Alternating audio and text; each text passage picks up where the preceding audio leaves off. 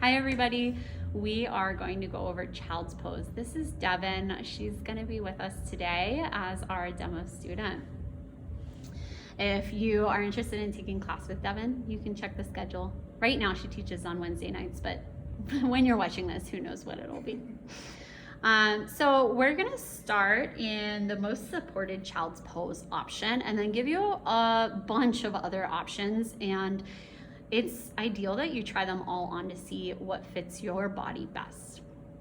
We're gonna start with a bolster. If you don't have a bolster and you're practicing from home, you can take a pillow off your bed, fold it in half long ways, and then roll it up in a towel or a blanket. It's kind of like a makeshift bolster at home. Or you can use a bunch of throw pillows.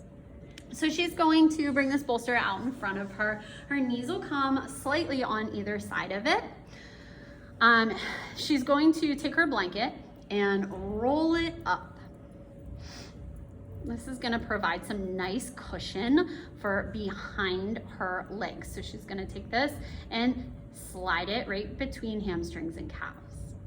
And then she'll take one block and put it between her ankles so that her booty can rest on it. It can be any height that feels comfortable for her.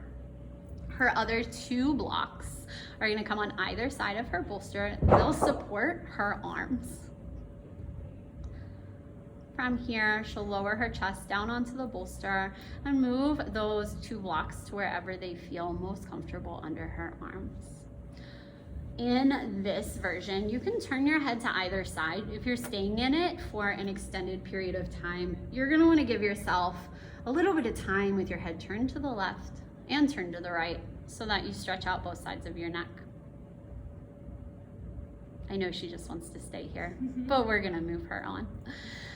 So she's going to remove the bolster, and instead of the bolster, she's gonna use those two blocks that she has out in front of her, bringing one under her chest and one under her forehead on, again, any height that serves her. And you can kind of play around with this. Some days it's different, some days it's the same. And we watch as she plays around and finds what works best for her today. You can have both of these blocks, or maybe you only need one of them, maybe one under the head or only one under the chest. It really is up to you. The next variation we'll take, she's going to remove the blanket. She'll keep the blocks that feel best for her.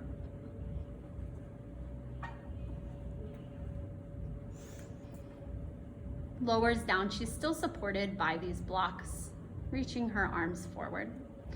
At this time, if she wanted to, she could take her arms and wrap them back behind, palms facing up, or yes, maybe coming underneath of her legs.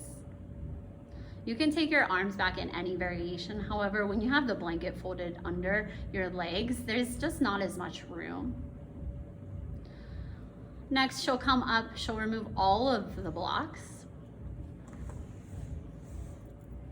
And this will be child's pose sans props, no props.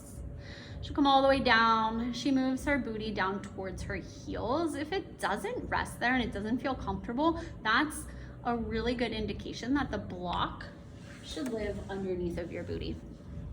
Her arms are extended forward here, but again, she can take that variation where she brings her arms back by her sides, palms face up. And then lastly, she'll come up to a seat so that you can see right now her knees are a little bit wider, but she can, oh, thanks, Devin. She can bring them together. And then she can lean forward and down, finding child's pose. Arms again can reach forward, or she can bring them back by her sides, palms face up. Any of these options is child's pose. It just depends what works best for your body, and know that that might change every time you come to your mat. If you have any questions, feel free to reach out to us or pop into a class. We're happy to teach you here in the studio or virtually from home.